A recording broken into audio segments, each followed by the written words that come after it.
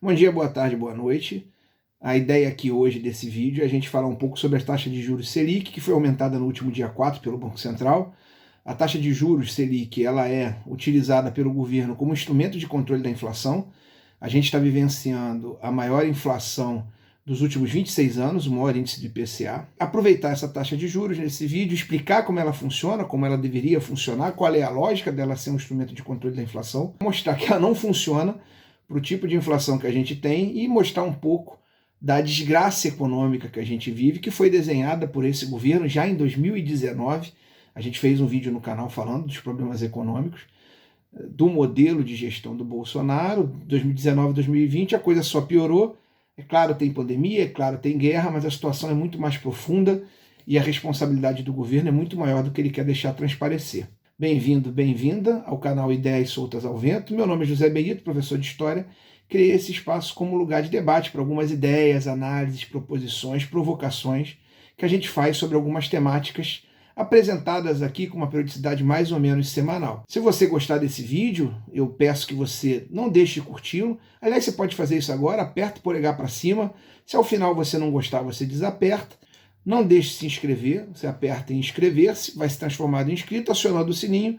Toda vez que a gente tiver um vídeo aqui lançado, você vai ser notificado pelo YouTube. Então, nosso debate hoje aqui, nossa ideia aqui é falar um pouco da taxa de juros que foi aumentada no último dia 4 de maio. A taxa Selic, que é a taxa controlada pelo Banco Central do Brasil, ela foi aumentada para 12,75 pontos percentuais. Eu vou deixar todas as informações aqui, eu vou tentar editar esse vídeo, não conseguindo, eu deixo as informações na descrição. Então a taxa foi aumentada no dia 4 de junho, 3, 4 de junho, para 12,75%, o 10º aumento seguido da taxa de juros, que, como eu disse, é usado como um instrumento de controle do processo inflacionário no Brasil. Por que o aumento da taxa de juros, em tese, contribui para a redução de inflação? Porque, ao aumentar a taxa de juros, o governo torna atrativo como investimento o empréstimo de recursos ao governo por essa taxa. Então, eu tenho uma boa rentabilidade emprestando dinheiro ao governo a uma taxa que está em 12,75% ao ano. Essa perspectiva de ganho real faz com que, em tese, o dinheiro que está sendo muito gasto no mercado cotidiano, em compras, em atividades do dia a dia, esse dinheiro pare de ser aplicado na economia de forma direta, porque muito dinheiro na economia gera aquecimento, aumento nas vendas e um natural aumento nos preços, pelo excesso de demanda.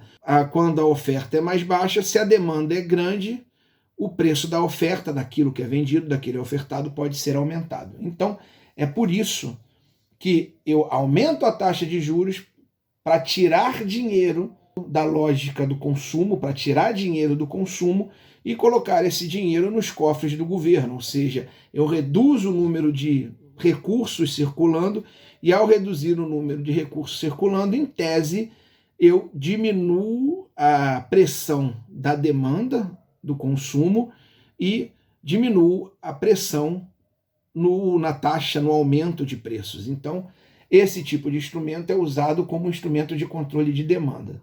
Essa decisão do aumento dos juros, avaliando o mercado e avaliando a inflação, é feita por 9 diretores do Banco Central, e aí começa o problema. Uma galera de dentro do Banco Central, diretores nomeados que a gente nem conhece, a gente não sabe quem são essas pessoas. Eu vou deixar a foto e o nome aqui porque eles são públicos, mas enfim, a gente não sabe quem são essas pessoas. E essas 9 cabeças coroadas continuam a insistir que a única ferramenta possível para se controlar a inflação no país é tirando dinheiro do mercado e reduzindo a pressão nos preços, reduzindo a pressão na demanda. Por que isso não funciona? Porque boa parte da inflação brasileira hoje em dia é causada não por demanda. A gente tem um índice de desemprego altíssimo, que ultrapassa, quase chega aos 14%, e quem desempregados tem um poder de compra menor.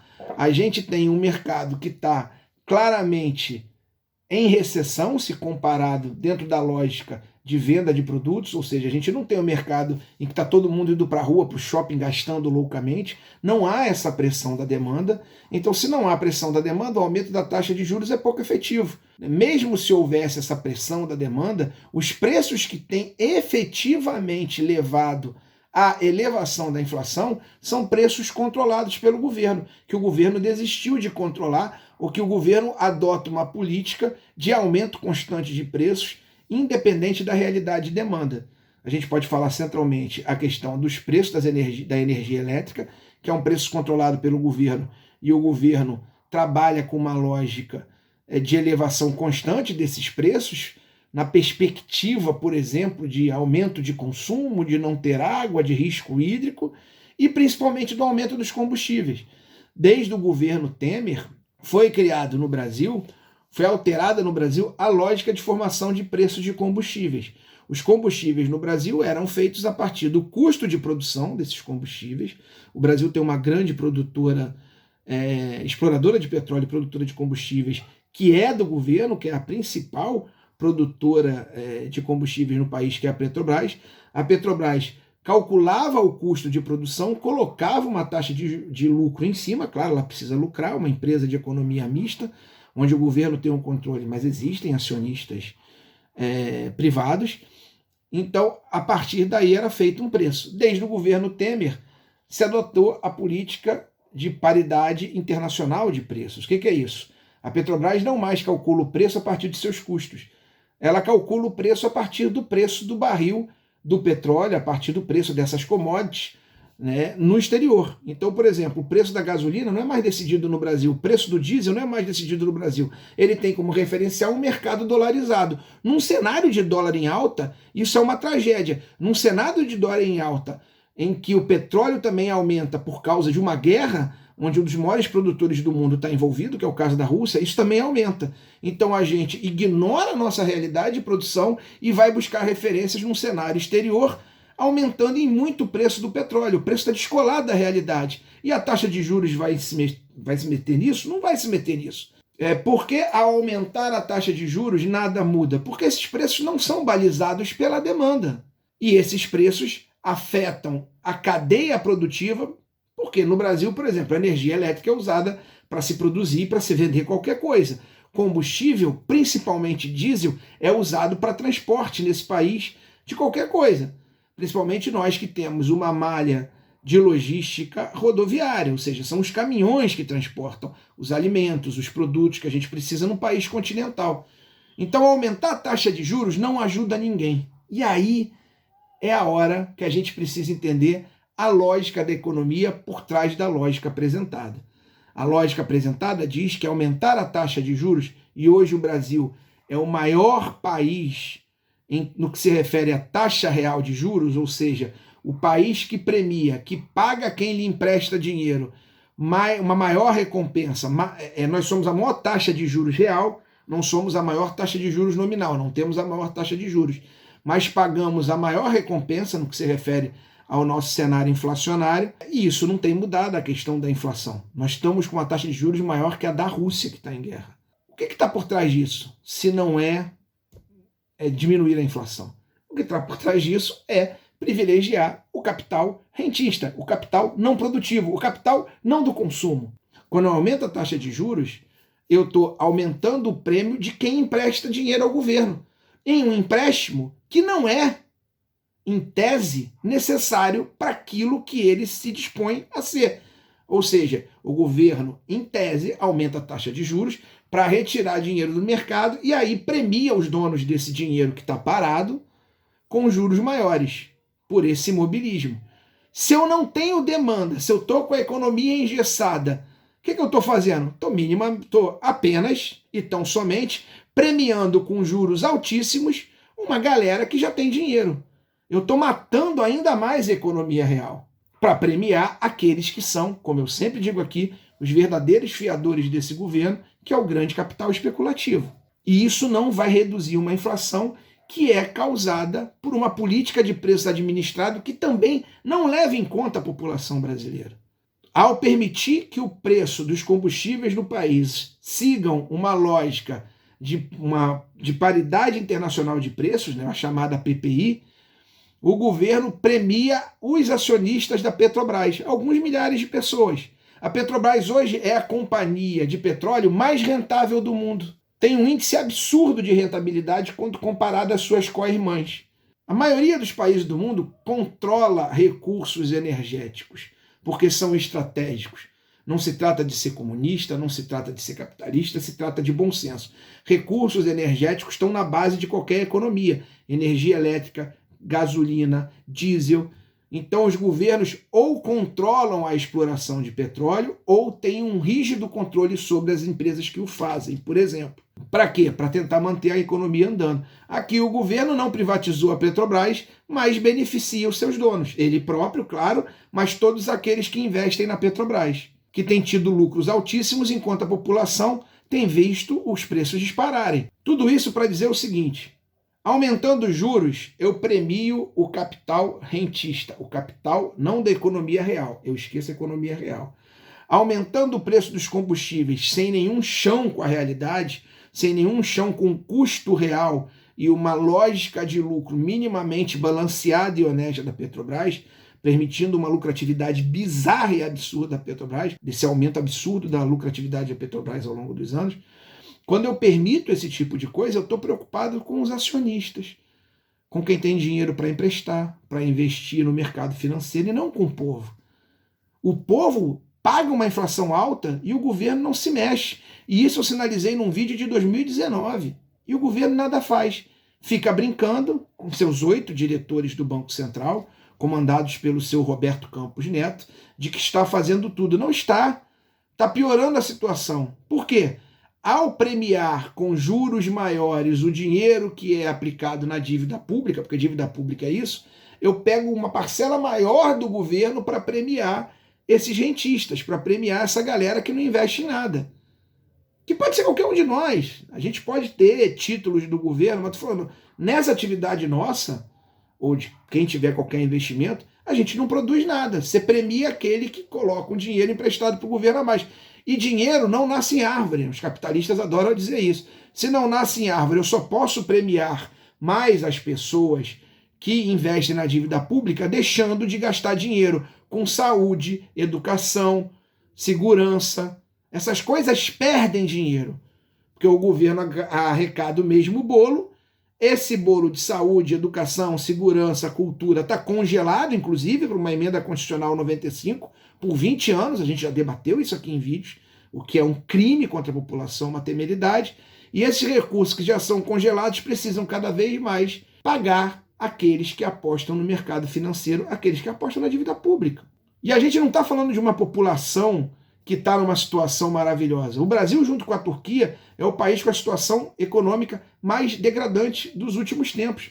A gente tem o trio de ouro do inferno, que é ter 3 indicadores econômicos gravíssimos com mais de 2 dígitos. Desemprego, o Brasil tem um desemprego maior que quase 14%, inflação, que já atingiu 12% nos últimos 12 meses, e taxa de juros, que agora atinge 12,75%.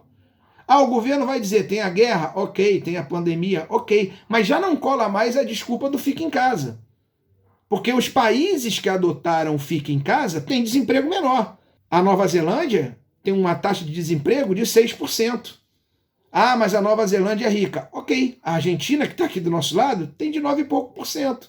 Nenhum desses países está sofrendo a inflação. Nenhum desses países tem visto a economia patinar e continua aumentando a taxa de juros loucamente. 10 aumentos, as 10 últimas reuniões do Comitê de Política Monetária do Banco Central, que decide a taxa de juros, aumentou essa taxa de juros. Nenhum desses países aumenta a taxa de juros loucamente com 13% da sua população, 13,7% da população desempregada.